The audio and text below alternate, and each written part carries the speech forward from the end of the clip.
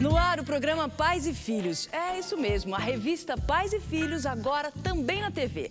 E aqui a missão é a mesma, estar ao seu lado, buscando respostas, informando, compartilhando experiências. Vamos discutir temas importantes para a família, a grávida e o grávido e para os pais de crianças de até 7 anos. Hoje vamos falar do transtorno de déficit de atenção e hiperatividade. Você sabe exatamente o que é isso? Sério, que atinge crianças cada vez mais em todo o mundo, mas que tem solução, a gente vai encontrá-la juntos. Vamos ver. Quem é que nunca teve na família um garoto mais agitado, que pinta o 7, logo rotulado de malcriado ou pestinha? Ser um pouco levado não é problema. Isso é até saudável. Mas como perceber se esse alvoroço constante ultrapassa os limites e começa a prejudicar o convívio em casa e na escola? São reclamações frequentes dos professores sobre a indisciplina e a dispersão em sala de aula. Atenção, pais! Este pode ser um sinal de transtorno de déficit de atenção e hiperatividade, que abede 5% das crianças. E vai muito além da hiperatividade.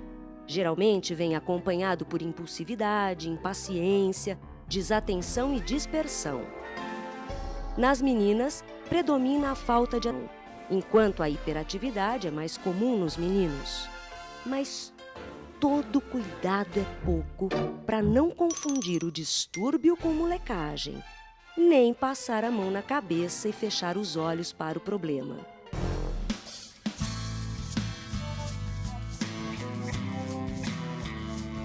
Doutor Saul veio ao programa hoje falar de um assunto muito importante. A gente sempre ouve falar e muitas vezes fica confusa e não sabe direito o que significa. Como identificar o transtorno de déficit de atenção e hiperatividade? E mais importante, como é que ele se apresenta, né, doutor, no dia a dia da criança? Você mesmo comentou que o assunto é confuso e ele realmente é difícil. Não é um diagnóstico, porque é muito importante que a gente tenha em conta que as crianças, naturalmente, elas têm uma atividade maior. Né? Principalmente os meninos, eles se movimentam mais. Então, existe uma sutileza em o que é um comportamento normal de criança e o que é um comportamento que passa do limite. Então, é preciso ter muito cuidado. Preciso ser muito cauteloso para fazer esse diagnóstico. Certo. Agora, quando os pais não conseguem perceber isso em casa, ou por almoço, ou até por falta de informação, é na escola que fica mais fácil, né, se observar? Eu fico me perguntando, crianças de 5, 6 anos, que entram na minha sala como se estivesse na sala da casa deles. E eu fico me perguntando como é que esses pais conseguem conviver tanta turbulência sem ter tomado nenhuma providência antes. Ou seja, na verdade, isso faz parte do quadro, porque são pais excessivamente permissivos, pais que não colocam regras, que não colocam limites, né, que não põem disciplina, principalmente o pai. Né? Muitas vezes a mãe até faz um certo esforço, mas o pai, boa parte das vezes, é uma pessoa ausente. A figura paterna é aquela que tem a característica da autoridade, da disciplina. Então, você percebe que ele não atua muito. E por que a coisa estoura? Ela acaba na escola aparecendo porque a escola é um ambiente que você tem regras. Você tem que respeitar a vez do outro. Né? E essas crianças não aprenderam os limites. Quer dizer, não se pôs regra. Tudo que elas tinham vontade de fazer, ou tinha uma babá, ou tinha alguém que fazia por elas, ou seja, elas não foram convivendo com aquela frustração natural do aprendizado que faz parte do processo educacional. Quer dizer, faltou educação. Agora, por que acontece o transtorno? Quais são as causas possíveis de serem detectadas? Olha, eu acho que esse é um ponto importante, a tua pergunta é fundamental. Se diz muito que as crianças já nascem assim, nascem com algum problema de ordem genética e que faltam algumas substâncias químicas, os neurotransmissores. Eu não sou partidário disso. Eu acho que a criança pode até nascer com uma tendência para um comportamento dessa ordem. Mas o que eu acho que falta é educação. E como é que fica a cabeça da... O que acaba acontecendo é que você tem essas crianças com 10, 11 anos, super inteligentes, mas funcionando como crianças de 6 ou 7. Ou seja, diante de um não ou de uma frustração, ela se joga no chão, faz birra, faz manha, como se fosse uma criança da vezes, cidade. idades menores, mas em idades maiores, o que acontece com 8, 9 anos? Ela sai do contexto, ela se desconcentra. Daí, falar em déficit de atenção. No fundo, a coisa é muito mais abrangente. É uma dificuldade de concentração por uma dificuldade nas propostas novas de crescimento para as quais ela não tem o menor interesse. Ela quer continuar ficar nas situações de brincadeira, nas coisas não responsáveis, ou então ela é capaz de fazer se ela se plugar em alguém. Então, a gente não deve estar dando um diagnóstico sem avaliar todo esse ambiente, né? Não adianta já de cara dizer que uma criança é hiperativa. E o fundamental nisso tudo é não ter pressa e saber que com esse acompanhamento todo, a criança vai encontrar o seu equilíbrio. Eu acho que essa é a busca, você resumiu bem claramente. É impossível tratar esses casos sem que a família se envolva. Isso é como se você tampasse um buraco por aqui e deixasse escorrer a coisa pelo outro lado. Não tem muita saída. Nossa responsabilidade como pai. Com certeza. Muito obrigada. Muito obrigada, então, doutor Saul Cipe. Eu espero que você volte sempre ao nosso programa. Muito obrigado pela oportunidade. Olha, tem gente nova no pedaço.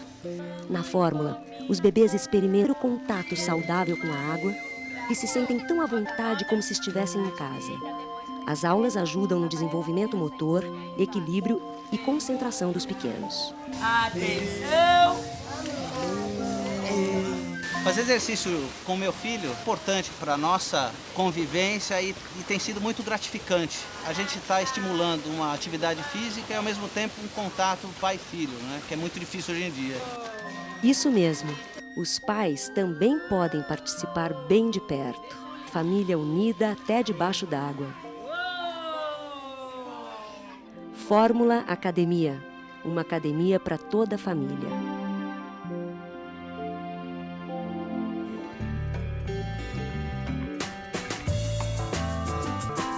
Hoje o assunto é hiperatividade e dificuldade de concentração. Será que nós estamos realmente dando para elas um ambiente tranquilo, onde elas possam pensar com tranquilidade ou refletir sobre as impressões que elas têm? Ou a velocidade está tão grande de tudo que a gente emite para elas, que elas não têm tempo de pensar. Que uma criança já começa a ser agredida, na verdade, pelo modo de vida moderno, desde o berço. Então, a criança hiperatividade é uma criança que está em uma overdose de estímulos. Eu queria chamar a atenção para esse fato, porque eu acho que tem muitas coisas que os pais realmente podem fazer a respeito, em casa. E não esperar simplesmente que os profissionais outros ou medicamentos apareçam para combater uma coisa que é natural, porque as crianças estão sendo muito agredidas. Então, por hoje, acho que é isso que eu queria colocar e eu espero vocês no programa. Tchau! É interessante isso que o doutor Aranha falou, né? Porque a gente vive mesmo nessa correria danada e é aí que o fim de semana é muito importante. É o tempo que a gente tem para relaxar e curtir os nossos filhos. Falando nisso, o que vai fazer nesse fim de semana? Bom, se você mora ou está de passagem por São Paulo, aí vai a dica. Parque do Carmo é um passeio imperdível. Lá você não pode deixar de passar no Planetário do Carmo, que é o mais moderno da América do Sul. Um espetáculo único que faz a gente se sentir lá no céu, perto dos planetas e até das constelações do zodíaco. Ah, e a sala tem cadeiras de diferentes inclinações. E isso dá aquela boa visão de qualquer lugar. Olha, essa até os adultos vão curtir, né? Então não perca esse mão para pais e filhos.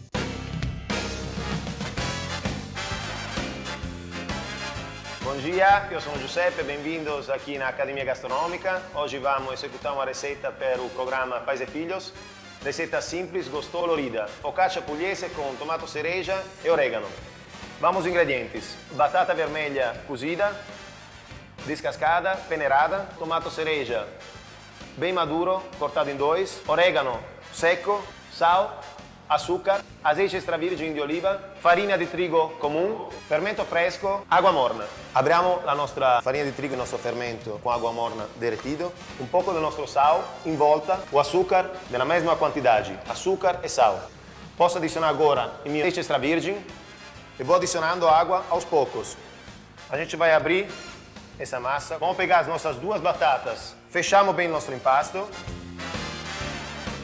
Vamos pegar a nossa massa, assim obtida, vamos untar com azeite extra virgem, pegamos o nosso tomate cereja, vamos cortar ele em dois, vamos pegando e vamos apertando em cima da nossa focaccia.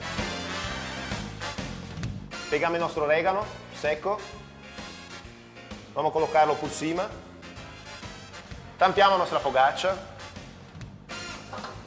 deixamos descansar por 2 horas, depois a gente pode pegar e assar diretamente no forno. Depois de 2 horas, vamos ver como é que a nossa focaccia ficou, como é que ela cresceu. Cresce bastante, o tomate fica mergulhado dentro da massa. É isso que vai dar umidade à nossa massa. Depois de 2 horas, vamos pegar a nossa focaccia, vamos assar em um forno bem quente, 250 graus por 5 minutos, 180 graus por mais 20 minutos. Esse é o resultado final, 20 minutos de forno, a nossa focaccia está pronta, está muito perfumada. Experimentate em casa, bom apetite para todo mundo e até a próxima. O programa Pais e Filhos agora se une ao site e à revista com conteúdos cada vez mais completos. Por exemplo, se você perdeu o programa de hoje, pode relaxar, você assiste quando quiser aqui no site. Também no site você pode ler as edições anteriores e ainda conta com vários serviços, como um blog para você trocar figurinha com as outras mães. Acesse www.revistapaisefilhos.com.br e lá você pode dar sua opinião, sugerir algum tema para o programa, completamente à vontade. E já está nas bancas a revista Pais e Filhos desse mês, com uma matéria especial, sempre com aquela abordagem diferente do assunto que você não pode deixar de ler. Amanhã, nosso encontro já está marcado no mesmo horário aqui na Record. O nosso tema é comportamento e a gente vai falar sobre a arte de conciliar trabalho e filhos. Você não pode perder. Espero vocês aqui. Um beijo nas crianças. Esse é o meu ambiente de trabalho, a Academia Mica. Essas são as bancadas de trabalho, onde a gente faz todas as receitas, a gente executa todas as receitas. Essa é a minha bancada, a bancada do chefe. Eu cuido de toda a parte gastronômica italiana. A parte onde se trabalha é a nossa cozinha de apoio, onde a gente executa toda a mise en place, todo o preparo dos ingredientes. Piloto di fogão, em vez de ter um volante, io piloto con un vero rolo di macaron.